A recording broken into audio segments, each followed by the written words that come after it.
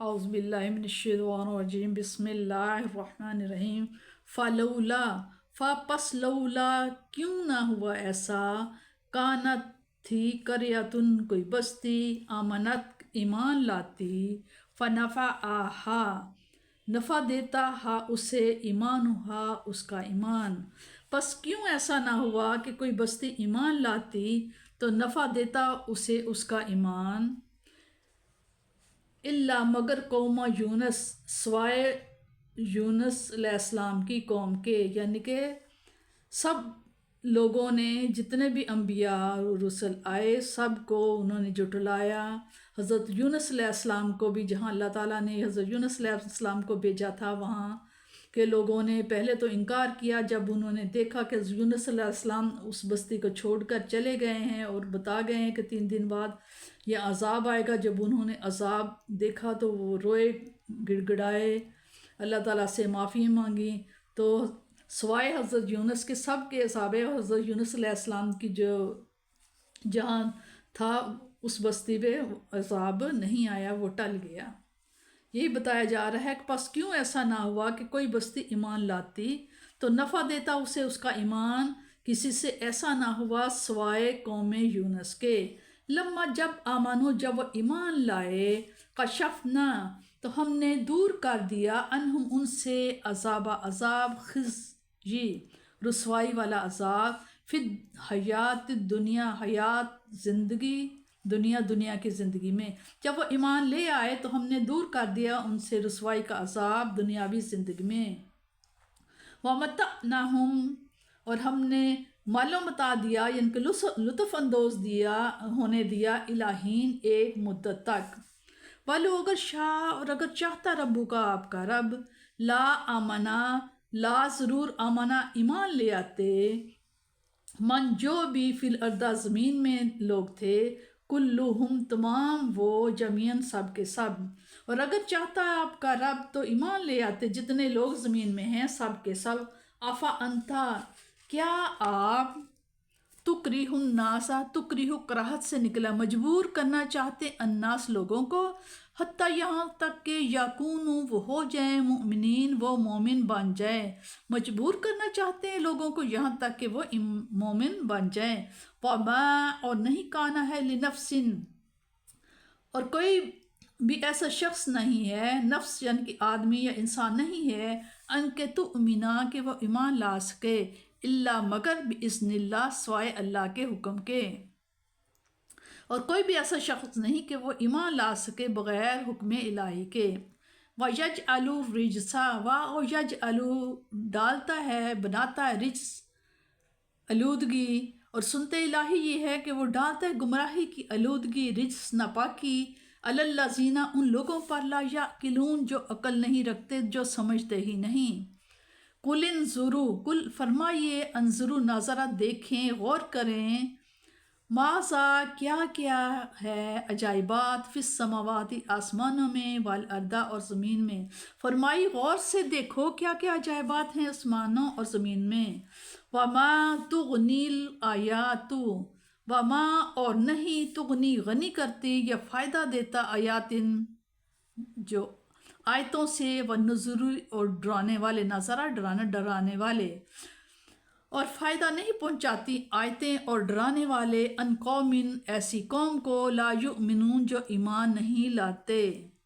فہل پس کیا ینتظرون فاپس حل کیا ینتظرون وہ انتظار نہیں کر رہے، پس کیا وہ انتظار نہیں کر رہے الا مگر مثلا مانند ایامن مگر ان لوگوں جیسے حالات کا، الذین وہ لوگ جو کہ خالو گزر چکے ہیں من قبلہم ان سے پہلے. پس وہ انتظار نہیں کر رہے مگر ان لوگوں جیسے حالات کا جو گزر چکے ہیں ان سے پہلے. قل آپ صلی اللہ علیہ وسلم فرمائیے فانتظروا پس انتظار کرو، انی بے شک میں بھی معکم تمہارے ساتھ ہوں، من المنتظرین انتظار کرنے والوں میں سے. تم بھی انتظار کرو اور میں بھی تمہارے ساتھ انتظار کرتا ہوں. ثم پھر ننجی پھر ہم بچا لیں گے، نجات دے دیں گے جب وہ عذاب آ جائے گا تو پھر ہم بچا لیں گے رسولنا اپنے رسولوں کو. والذینہ اور ان لوگوں کو آمانو جو ایمان لائے ہیں، قذالک اسی طرح، حقاً یہ ہمارا ذمہ ہے، یہ سچ ہے، حق ہے، علینا ہم پر، ننجل مومنین نو ہم نجی نجات دیں گے، بچا لیں گے مومنوں کو یا اہل ایمان والوں کو۔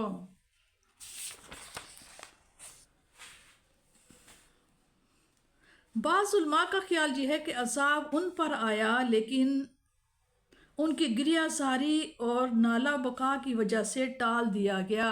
حضرت یونس علیہ السلام پر عذاب آیا لیکن ان کی گریہ زاری اور بقا رونے کی وجہ سے ٹال دیا گیا ان کا عذاب۔ اور یہ ایسی قوم کی خصوصیت ہے کہ نزول عذاب کے بعد ان کی توبہ قبول ہوئی، لیکن زجاج کا قول ہے کہ عذاب ابھی نازل نہیں ہوا تھا بلکہ صرف ان کے علامتیں اور آثار نمودار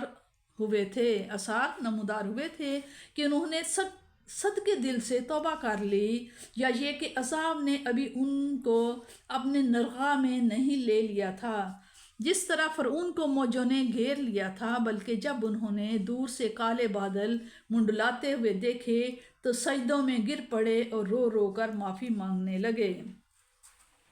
بظاہر تو یہ چیز بڑی خوش آئند معلوم ہوتی ہے کہ زمین کا گوشہ گوشہ نور حق سے منور ہو، ہر طرف سے الا اللہ کی دل نواز صدائیں بلند ہو رہی ہوں، محبت و پیار کا زمزم بہہ رہا ہو، احسان و مروت کی کار فرمائی ہو، کوئی بھی حق کا منکر نہ ہو، لیکن اللہ تعالیٰ کی مصلحتیں اس کے مقتضی نہیں۔ ذکر و فکر کی محفلیں تو فرشتوں کے دم سے پہلے ہی آباد تھیں۔ آسمان کی وسعتوں میں کوئی چپا ایسا نہ تھا جہاں ملائکہ اپنی نورانی پیشانیوں سے سجدہ ریز نہ ہوں۔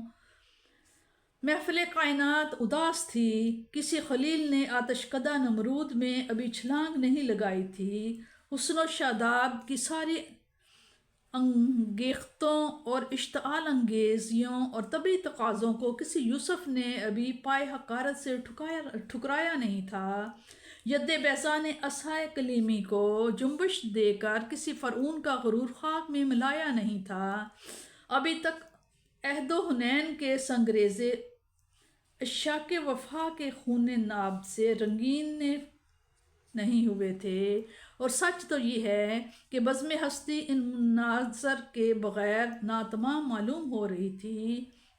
یہ کمی تب ہی پوری ہو سکتی تھی کہ افراد انسانی کو متنوع صلاحیتوں سے بہرہور کیا جاتا اور ان کو بروئے کار لانے کے لیے انہیں آزاد چھوڑ دیا جاتا، ان کی نشو و نما کے لیے ایسا ماحول مہیا کیا جاتا جہاں نیکی اور بدی دونوں پنپ سکیں، جہاں حق و باطل دونوں کے لیے زندہ رہنے کی گنجائش ہو۔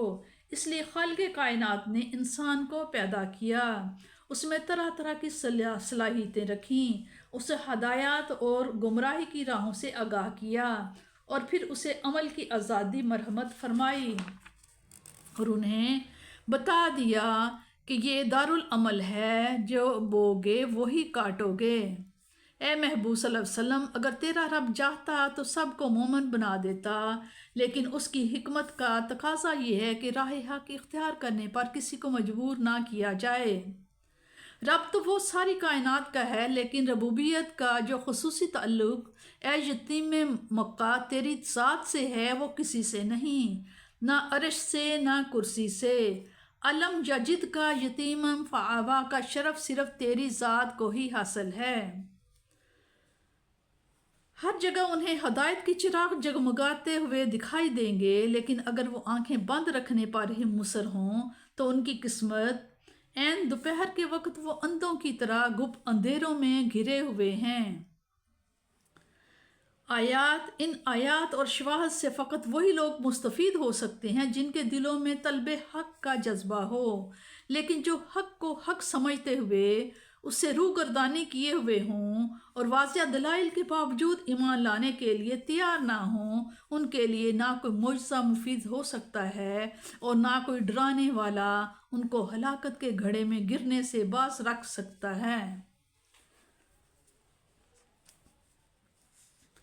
یعنی کافروں پر جو تباہ کن عذاب نازل ہوگا اس سے اہل حق کو کوئی گزند نہیں پہنچے گی۔ بحر احمر کی چنگاڑتی ہوئی موجیں جو فرعون اور اس کے لاؤ لشکر کو تنکوں کی طرح بہا لے جائیں گی، وہ موسیٰ اور اس کے ساتھیوں کے لیے خدمتگاروں کی طرح راستہ بناتی جائیں گی۔ آندھی کے زوردار جھٹکے جو قوم عاد کی بستی کو زیر و زبر کر کے رکھ دیں گے، جب ان کا گزر حضرت لوط اور اس کے گھرانے کے پاس سے ہوگا تو ان کی تندی نرمی میں بدل جائے گی، اور ایسے معلوم ہوگا کہ نسیم صبح کے جھونکے ہیں جو